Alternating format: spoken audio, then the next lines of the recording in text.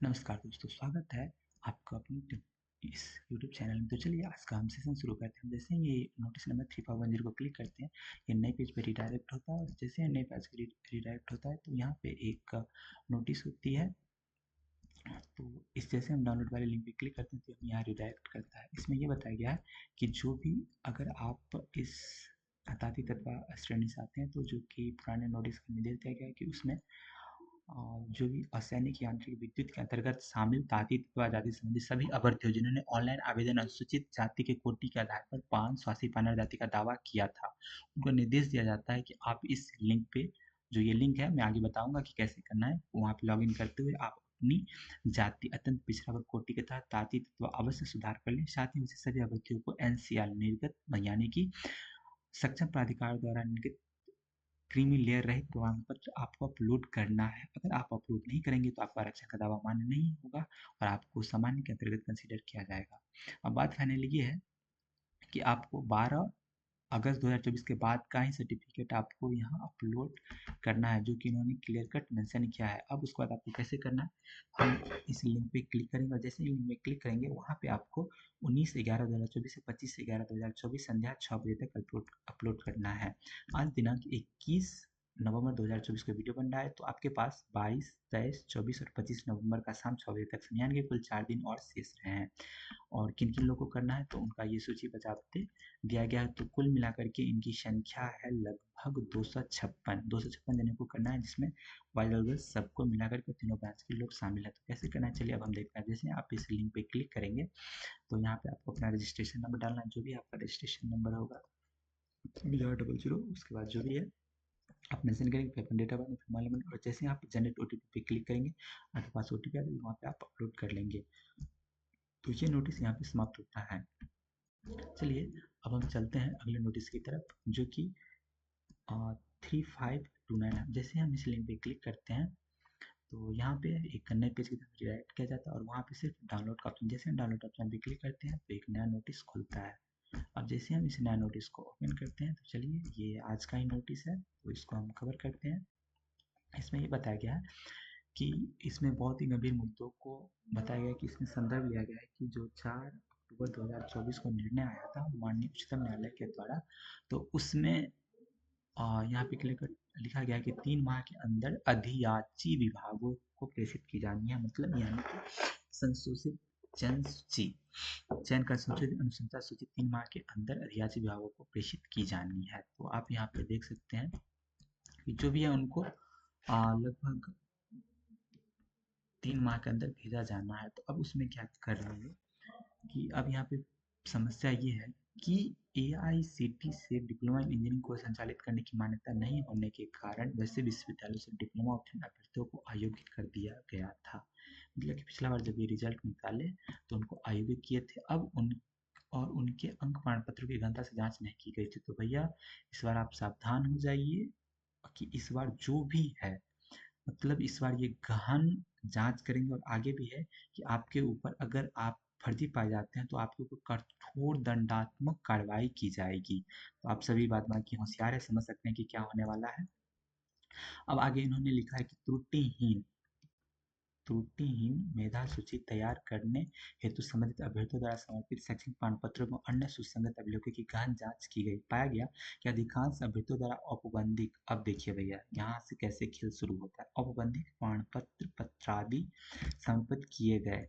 उक्त अभिलेखों के आधार पर अंतिम मेधा सूची तैयार करने में कठिनाई है। अब जाहिर सी बात है कि इस बार जो आयोग है फूंक फूंक के कदम रख रहा है।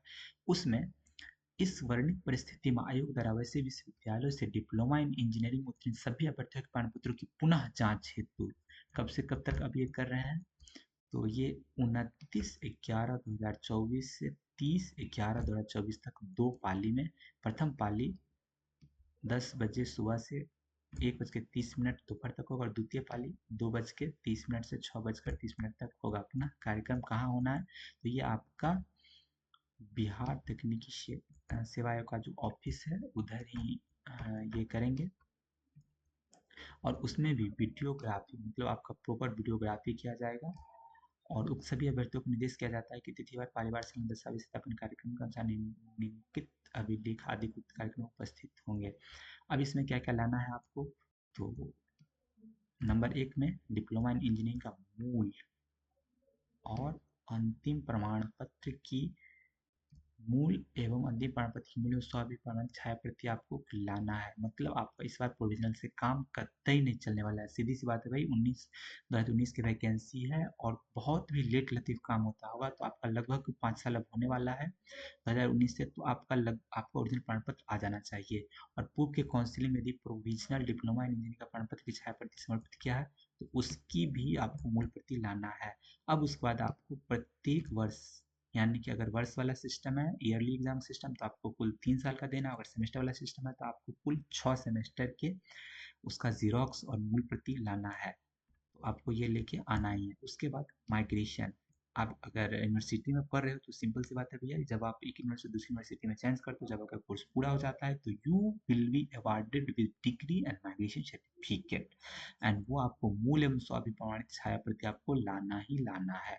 उसके बाद आपको 10th और 12th आप जिस भी संस्था से इंस्टीट्यूट से पास किए होंगे वहाँ का आपको माइग्रेशन सर्टिफिकेट, अगर आप यूनिवर्सिटी में पढ़ रहे होंगे तब, अगर आप यूनिवर्सिटी में नहीं पढ़ रहे हैं, अगर आप कॉलेज से स्कूल से हैं, तो वहाँ पे आपको स्कूल लिविंग सर्टिफिकेट एसएलसी और या कॉलेज से किए हैं 12th, तो आपको कॉलेज लिविंग सर्टिफिकेट देना है और वो प्रस्तुत करना है जिसमें आप डिप्लोमा इन इंजीनियरिंग प्रवेश लिया है। मतलब कि ये फिर से चेक करेंगे आपको उस इंस्टीट्यूट में जाकर के जहाँ से आपने एडमिशन लिया था। उसके बाद 6 नंबर पर आपको डिप्लोमा इन इंजीनियरिंग नामांकन से मतलब कि अगर आपने नामांकन लिया है तो उस समय आपको कुछ, सीधी सी बात देख भाई, जब हम किसी दुकान से सामान खरीदते हैं और ऑथेंटिक दुकान होता है, वो हमें स्लिप देता है, मतलब कि एक रसीद देता है कि भाई आपका इतने का सामान, उस तरह आपको एडमिशन स्लिप मिला होगा। चलो भाई एडमिशन स्लिप खो गया तो आपके पास फिर डिपोजिशन की स्लिप तो होगी, आपने जो जमा किया होगा आपके पास वो तो होगा भाई, चलो वो भी नहीं है तो आपके पास इनरोलमेंट स्लिप तो मिला होगा, ये तो आपके पास होना ही चाहिए। उसके बाद चलो ये सब खो गया तो चलो भाई डिप्लोमा अलॉटमेंट स्लिप, आपको जिस ब्रांच में एडमिशन मिला वो तो अलॉटमेंट स्लिप आपके पास होगी, तो उसकी मूल या छाया प्रति भी आपको लाना होगा। और उसके साथ ही सबसे इम्पोर्टेंट, वेरी वेरी इम्पोर्टेंट, सभी अभ्यर्थियों को प्रथम श्रेणी कार्यपालक दंडाधिकारी के स्तर से हस्ताक्षरित शपथ पत्र आपको लाना है। और अगर आप इसमें उपस्थित नहीं होते हैं तो आपका जो भी अभ्यर्थित्व है वो आपको अमान्य कर दिया जाएगा और इस संबंध किसी प्रकार के अवधि विस्तार से संबंधित आवेदन कोई विचार नहीं किया जाएगा। अब अगर सबसे इम्पोर्टेंट, यदि अभ्यर्थियों द्वारा समर्पित उपरोक्त अभिलेखों में से कोई भी अभिलेख फर्जी टेम्पर्ड पाया जाता है तो दस्तावेज सत्यापन स्थल से ही संबंधित अभ्यर्थियों के विरुद्ध कठोर दंडात्मक कार्रवाई की जाएगी। मतलब कि वहाँ पे एकदम तैयार रहेंगे आपके लिए जिप्सी वगैरह लेकर कि भाई चलो अब इनका आगे सत्कार करना है। और किन किन अभ्यर्थियों का करना है तो उनका डिटेल्स है सभी ब्रांच का, ब्रांच वाइज जो लगभग 200, ये आपका ये मैकेनिकल का है, मैकेनिकल का इन्होंने हाईलाइट करके बता रखा है, तो इसमें आप देख सकते हैं।